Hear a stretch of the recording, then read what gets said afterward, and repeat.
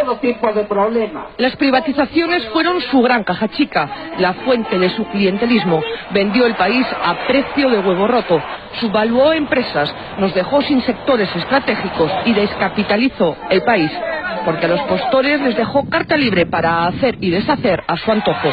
Las privatizaciones fueron ideológicas, no correspondieron a una estrategia. Lo único que importó fue hacer caja a como diera lugar.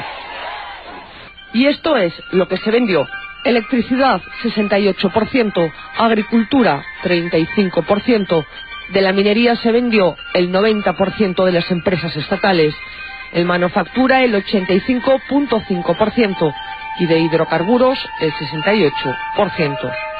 Todo por 9.221 millones de dólares, de los que solo ingresaron al Estado poco más de 6.000.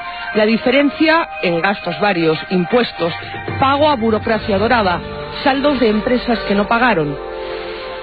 Y de los 4.880 millones que gastó de la privatización, el 45% lo destinó a la compra de armamento de ese que ahora se cae y al pago de deuda externa, algo que por ley estaba prohibido. El dinero de la privatización debía ir al desarrollo social y a la pacificación interna. Vayamos con algunos hitos de la privatización. Petroperú se vendió por partes y se subvaluó. Ahora estamos pagando el precio más alto de la región en combustibles. La refinería La Pampilla se vendió el mercado más importante del país por 180 millones de dólares, cuando tenía unas utilidades anuales de 85 millones. Se vendieron los lotes petroleros con reservas aseguradas.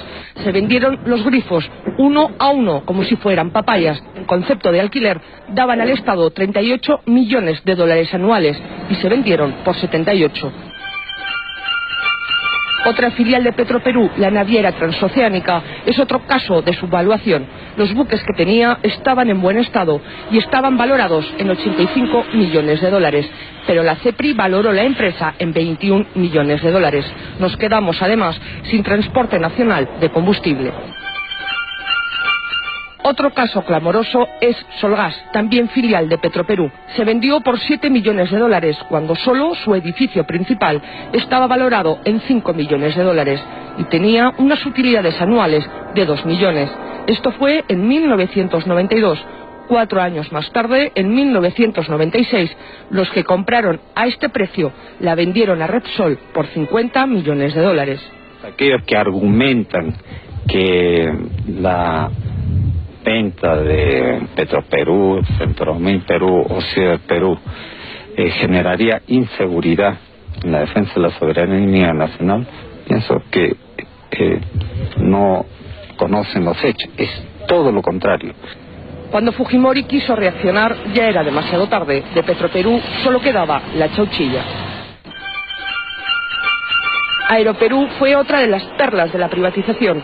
Nos quedamos sin una línea de bandera nacional porque se vendió por vender al grupo Aeroméxico, que la liquidó al poco tiempo. La minería fue sin duda otra de las piezas angulares. Fujimori les dio un marco tributario que hasta ahora es el origen de muchos conflictos sociales. No puso límites a la contaminación. Caso Hierro Perú. Se presentó como el espaldarazo de la privatización. Se valoró en 22 millones de dólares y la empresa estatal china Shougang la compró por 120 millones de dólares, más el compromiso, hasta ahora incumplido, de invertir 150 millones de dólares más. Se les vendió las reservas de cobre y hierro por más de 200 años. Ahora la empresa china lo que ha creado es un grave conflicto social. Contamina, paga salarios de miseria, pero exporta 120 millones de dólares al año. Seguimos con la minería. Centromin era la principal minera del centro del Perú, era una empresa integral. Doerram compró una parte, Volcan la otra.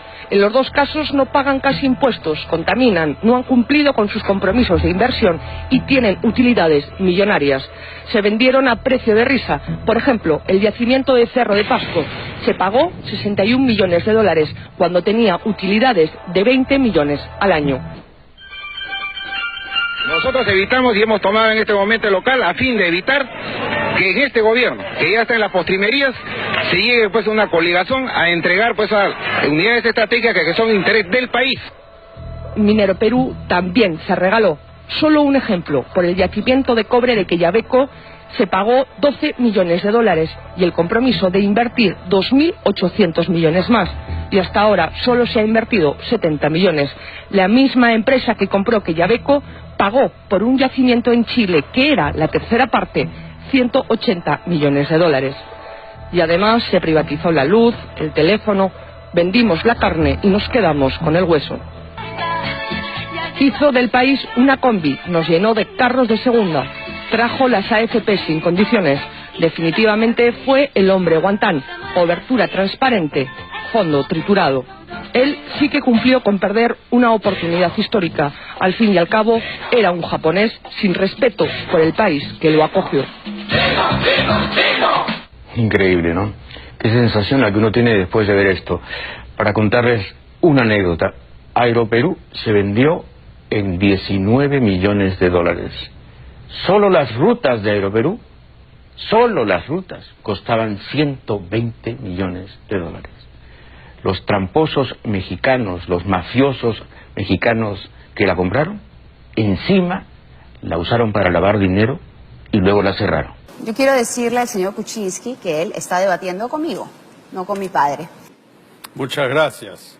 Yo noto ahí en el auditorio algunos colaboradores de su padre que hoy son colaboradores suyos. Información de utilidad pública. Datos de los registros de asistencia y de licencias del Congreso. Keiko congresista. En más de 4 años, faltó a 500 sesiones al Congreso. 223 días de licencia por viajes al extranjero. De las 42 sesiones de la Comisión de Economía del Congreso, solo asistió a 7 sesiones, recibiendo 1.060.000 soles en los 4 años de labor parlamentaria, del dinero del pueblo.